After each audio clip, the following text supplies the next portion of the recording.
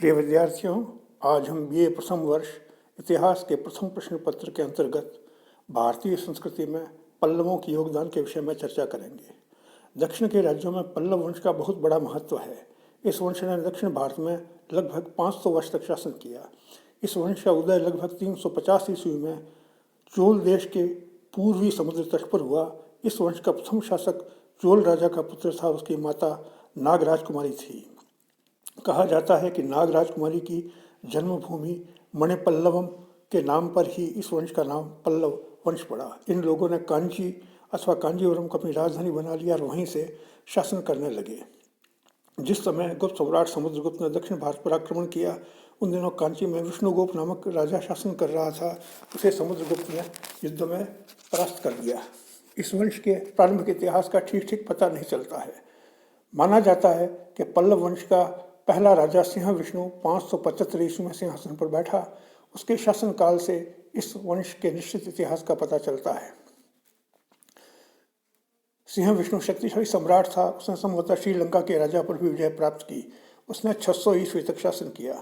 उसके बाद महेंद्र वर्मन प्रथम, जिसका शासनकाल 600 ईस्वी से 625 ईस्वी माना जाता है। महेंद्र वर्मन प्रारंभ में जैन धर्मों का अनुयायी था, परंतु बाद में क्षय हो गया था। इसके काल में चालुक्य राजा पुलकेशिन द्वितीय ने उसे परास्त किया। महेंद्र वर्मन के बाद उसका पुत्र नरसिंह वर्मन प्रथम शासक हुआ। इसने 625 से 645 ईस्वी तक शासन किया। उसने चालुक्यों पर आक्रमण करके उनकी राजधानी वातापी पर अधिकार कर लिया और चालुक्य से अपने पिता की पराजय का बदला लिया। नरसिंह वर्मन के बाद महेंद्र वर्मन द्वितीय पल्लवों का शासक हुआ। महेंद्र वर्मन द्वितीय के बाद परमेश्वर वर्मन प्रथम सिंहासन पर बैठा। उसके शासनकाल में 655 ईस्वी में चालुक्य राजा कुलदीप प्रथम ने पल्लव राज्य पर आक्रमण कर उसकी राजधानी कांची पर अधिकार कर लिया, परंतु परमेश्वर वर्मन ने हार नहीं मानी और विक्रमादित्य को अपनी राजधानी कांची छोड़कर जाने का विवश कर दिया। परमेश्वर वर्मन के बाद नरसिंह वर्मन द्वितीय शासक बना। उसने राज सिंह की उपाधि धारण की। वह अपने राज्य में शांति तथा व्यवस्था स्थापित करने में सफल रहा। कांची के कैलाशनाथ मंदिर का निर्माण उसी ने करवाया था। नंदी वर्मन पल्लव वंश का अंतिम शक्तिशाली शासक था। उसने चालुक्यों के साथ सफलतापूर्वक युद्ध किया, कांची पर अधिकार कर लिया, राष्ट्रकूटों तथा पांड्यों से भी युद्ध किया। वह वैष्णव धर्म का अनुयायी था। उसने कई वैष्णव मंदिर बनाए। पल्लव वंश का अंतिम शासक अपराजित वर्मन था, जिसने 876 ईस्वी से 895 ईस्वी तक शासन किया। अंत में चोलों ने उसे युद्ध में परास्त करके पल्लव वंश का अंत कर दिया। पल्लव वंश का सर्वाधिक प्रतापी शासक नरसिंह वर्मन प्रथम था, जिसने महामल्ल की उपाधि धारण की और मामल्लपुरम नामक नगर बसाया, जो आजकल महाबलीपुरम कहलाता है। पल्लवों की सांस्कृतिक उपलब्धियों के अंतर्गत कई महत्वपूर्ण तथ्य उभर कर सामने आते हैं, जैसे भक्ति आंदोलन का जन्म। अधिकांश पल्लव शासक वैष्णव धर्मावलंबी थे। कुछ पल्लव शासक शैव धर्म में विश्वास करते थे। इस काल में पल्लवों के प्रभाव में दक्षिण भारत में ब्राह्मण धर्म का बोलबाला हो गया और भक्ति आंदोलन का सूत्रपात दक्षिण भारत से ही हुआ। स्थापत्य कला के विकास के अंतर्गत आज के तमिल प्रदेश को तब द्रविड़ देश कहा जाता था। पल्लव शासकों ने इस क्षेत्र में जैसे स्थापत्य शैली का विकास किया, उसे द्रविड़ शैली कहा जाता है। इस प्रदेश पर पल्लवों ने 6वीं से 10वीं शताब्दी तक शासन किया। उनके शासनकाल की वास्तुकला के उदाहरण उनकी राजधानी कांची और महाबलीपुरम में अधिक पाए जाते हैं। पल्लव कलाकारों ने वास्तुकला को काष्ठकला और गुहा कला से मुक्त किया। पल्लवकालीन कला को 4 शैलियों में मुक्त किया जा सकता है: महेंद्र वर्मन शैली, मामल्ल शैली, राजसिंह शैली और नंदी वर्मन शैली। महेंद्र वर्मन शैली, इस शैली का विकास 610 से 640 ईस्वी के मध्य में हुआ। इस शैली के मंदिरों को मंडप कहा जाता है। मंडप साधारण स्तंभित बरामदे हैं, जिनकी पिछली दीवार में एक अधिक कक्ष बनाए गए हैं। ये कक्ष कठोर पाषाण को काटकर गुहा मंदिर के रूप में बनाए गए हैं। मंडप के बाहरी द्वार पर दोनों द्वारपालों की मूर्तियां लगाई गई हैं। महेंद्र शैली के मंडपों में मंडग पट्टू का त्रिमूर्ति मंडप, पल्लवरम का पंच पांडव मंडप, महेंद्रवाड़ी का महेंद्र विष्णुग्रह मंडप, मामंडूर का विष्णु मंडप विशेष रूप से उल्लेखनीय है। मामल्ल शैली का विकास 640 से 674 तक की अवधि में नरसिंह वर्मन प्रथम के शासनकाल में हुआ।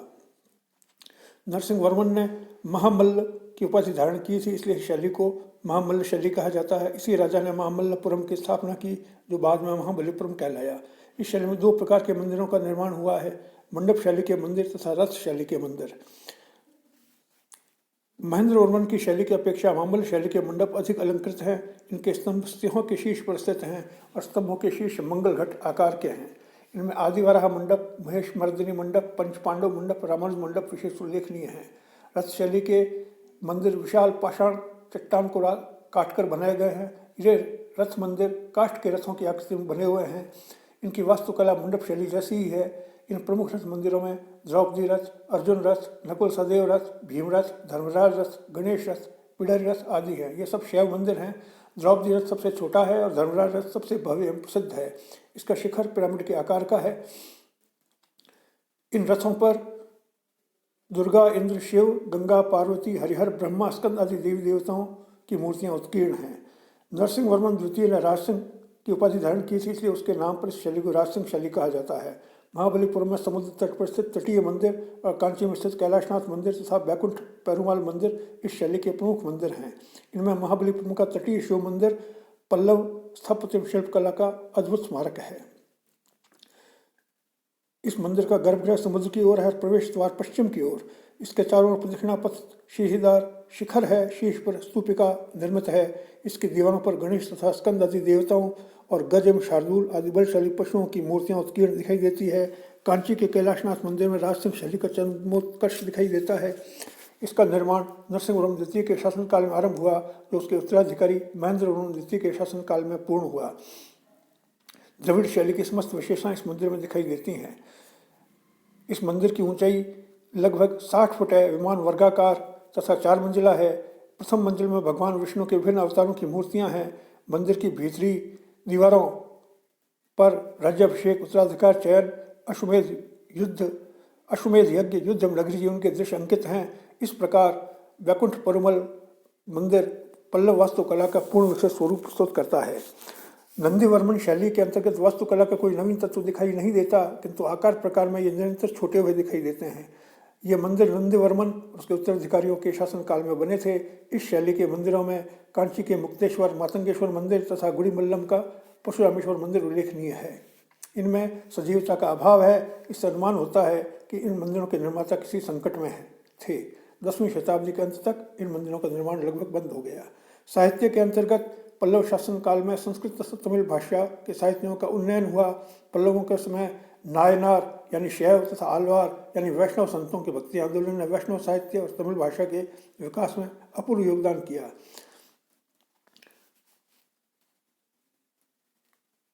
छठी शताब्दी के ईस्वी के अंतिम दिनों में सिंह विष्णु ने संस्कृत के विद्वान भारवी को अपने दरबार में आमंत्रित किया। उस समय भारवी कांची में गंगराज दुर्विनीत के साथ रह रहे थे। भारवी ने अपने प्रसिद्ध ग्रंथ किरातार्जुनीय की रचना इसी समय की। माहुर अभिलेख के अनुसार किसी वैदिक विद्यालय की सहायता के लिए राज्य की ओर से 3 ग्राम दान में दिए गए थे। राजा महेंद्र वर्मन प्रथम अपने समय का महान लेखक था। उसने मत्त विलास प्रहसन नामक ग्रंथ की रचना की। संपूर्ण नाटक हास्य तथा विनोद से संपन्न है। राजा महेंद्र वर्मन प्रथम शैव था। उसने अपने बौद्ध धर्म पर सुनीतिपूर्ण आक्रमण किया। उसकी शैली सरल तथा सुललित है। राजा महेंद्र वर्मन ने नृत्यकला पर भी पुस्तक लिखी। उसने चित्रकला तथा संगीत के सिद्धांतों की व्याख्या करने के लिए दक्षिण चित्र नामक ग्रंथ की रचना की। पल्लव नरेश नरसिंह वर्मन भी उच्च कोटि का विद्यानुरागी था। उसकी राजसभा में 10 कुमार चरितम के रचयिता दंडी रहते थे। पल्लव शासकों के अधिकांश अभिलेख संस्कृत भाषा में उत्कीर्ण हैं। प्रिय विद्यार्थियों, आज की वीडियो में इतना ही। धन्यवाद।